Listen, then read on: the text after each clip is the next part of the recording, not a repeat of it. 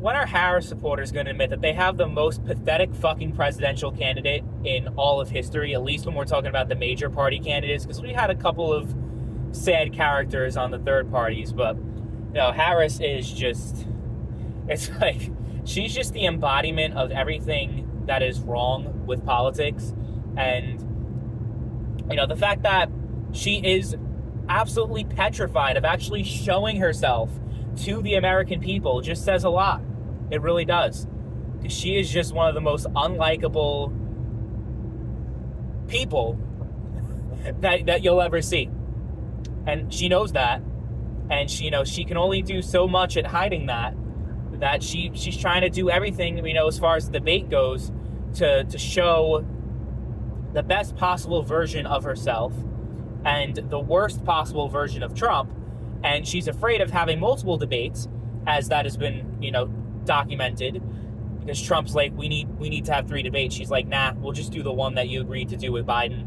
The one that was already negotiated when Biden was still the nominee, or still the presumptive nominee. So it looks like we're only going to have the one debate. There's going to be one vice presidential debate, even though it's 3 presidential debates historically.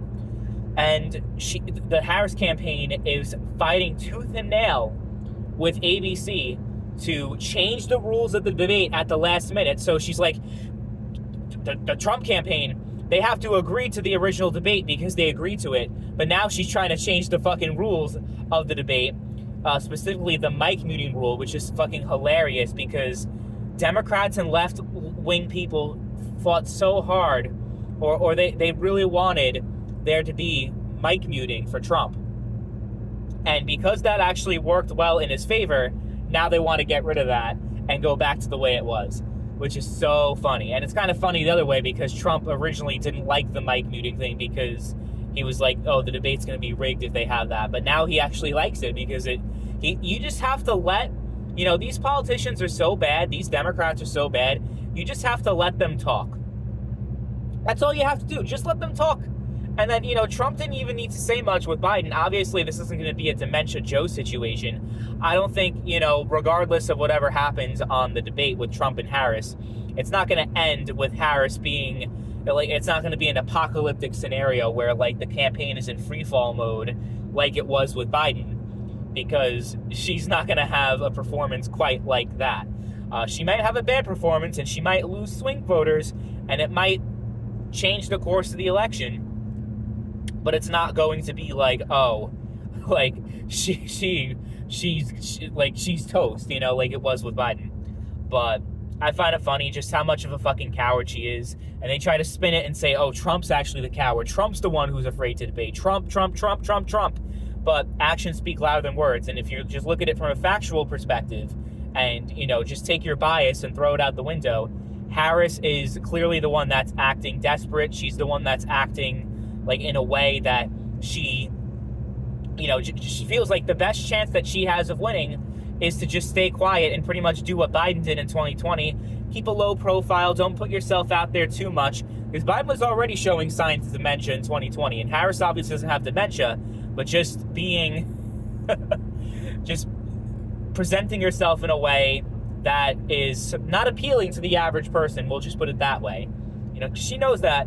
So she doesn't want that to be out there that much. Having a scripted, teleprompted speech at the DNC, oh my God, she had such an amazing speech. Yes, her speechwriter was great and, delivered a good speech. That is, cause for celebration, apparently. But actually, doing public events and doing all that kind of stuff, she's nowhere to be fucking seen. And that's for a reason. So let's all admit, Kamala Harris is a coward. And it's I love it when I saw on Reddit, a post about the polling and how how it's still a close election, and then one of the top comments on the thread was, what does that say about the electorate if you have Trump who wins and runs one of the worst campaigns in political history, and then Harris, if she loses but runs one of the best campaigns. Best campaign? Where, what fucking planet are you people on? I would just love to know. I really would love to know. And I'm as a Trump voter, I'll even admit that Trump hasn't run the best campaign. He's doing a lot of good things lately, like with RFK, making peace with Brian Kemp and trying to, make as many allies as possible and not alienating as many people as he used to do.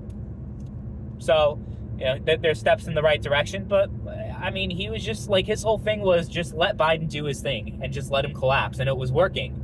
But after Biden was no longer the nominee, the Trump campaign was kind of like at a little bit of a loss for a little bit. But I think they're finally finding their footing again. Harris' campaign is just a meandering campaign that, is polling pretty well just because of the fact that people hate Trump. And a lot of that hate is irrational, by the way. But it's like, all right, we need to just fucking relax, Like, just stop pretending like Harris is such a great candidate, because she definitely is not.